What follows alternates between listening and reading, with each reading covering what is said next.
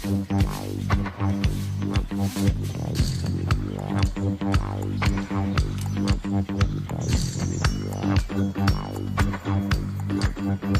l'été, on explore le Grand Est et aujourd'hui nous sommes à Graufthal, dans le nord de l'Alsace, pour vous conter l'histoire de ces maisons construites à flanc de rocher et qui aujourd'hui encore fascinent historiens et visiteurs. Ceux-là sont tout jeunes, les élèves d'une école primaire de Moselle. Mais les touristes arpentent le sol irrégulier des maisons des rochers depuis déjà plus de 2 siècles. Intrigués par ces 3 habitations encastrées dans le grès rose des Vosges, sur les hauteurs de Graufthal. Des grottes naturelles transformées en maisons. Vous vous rappelez le surnom qu'on lui a donné? La Catherine dit Rocher. Rocher. Et en alsacien, on dit la Felsekette. Catherine est la dernière habitante de cette maison. Elle y est morte en 1958.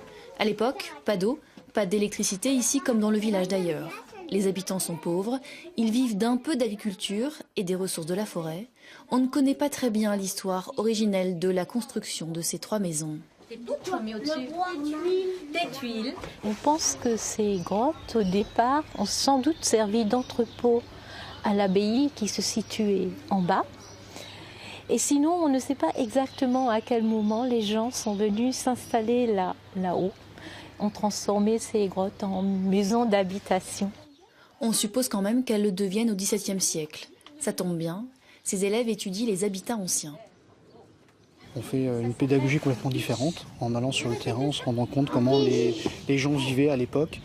Et c'est beaucoup plus parlant pour les enfants. Des maisons qui portent aujourd'hui le nom de leurs derniers occupants, Ottermann, Weber et Wagner. Nous sommes dans la maison Wagner, du nom de la dernière famille qui habitait dans cette maison-ci. Une maison abandonnée aux alentours de 1910, tandis que la maison du fond, elle, a été abandonnée aux alentours de 1958. Alors, qu'est-ce qui s'est passé quand les 3 maisons ont finalement été abandonnées? Quand les 3 maisons ont été abandonnées, le site est resté ce qu'il était, c'est-à-dire très touristique. Les touristes continuent à venir, mais ce qu'ils avaient à voir, c'était pas très beau à voir, puisque ces 2 maisons étaient en ruine. Et dans la 3e maison, donc celle qui était habitée en dernier, il y avait encore du mobilier, ce qui restait du mobilier, mais qui était vraiment en très mauvais état. Donc ça a duré de 1958 donc jusqu'en 1984. 1984, c'est la date à laquelle notre association a été créée, justement dans le but de restaurer ces maisons. Et du coup, beaucoup de travail pour les bénévoles? Du travail, non. Le travail, ça veut dire quand c'est pénible. C'était pas du travail, c'est des occupations, mais c'est une association, c'est ça, ça a un intérêt, on est ensemble, et puis on s'intéresse au patrimoine de toute façon, et puis c'est pas du travail. Et on le voit un peu autour de nous, hein. Votre travail par exemple, c'est d'animer, de mettre en place des expositions, mais pas seulement, hein, c'est ce qu'on va voir tout de suite.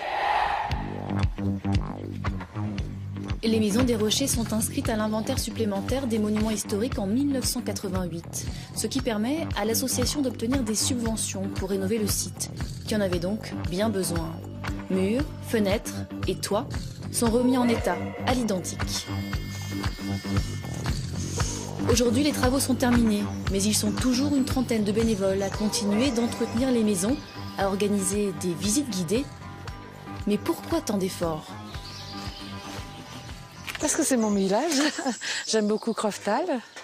Et puis on est une bonne équipe ensemble. Puis c'est enrichissant ça. Ça me plaît beaucoup, comme à tout le monde, quoi.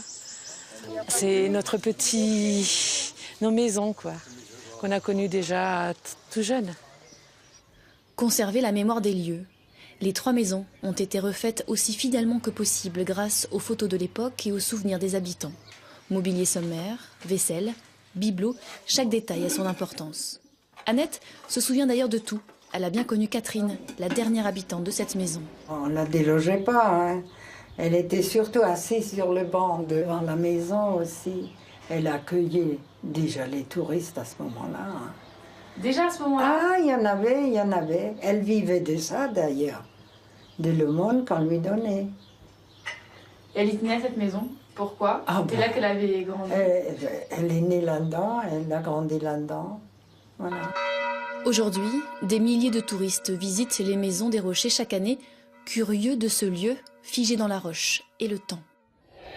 Notre visite s'arrête ici. Nous poursuivrons demain notre découverte du Grand Est.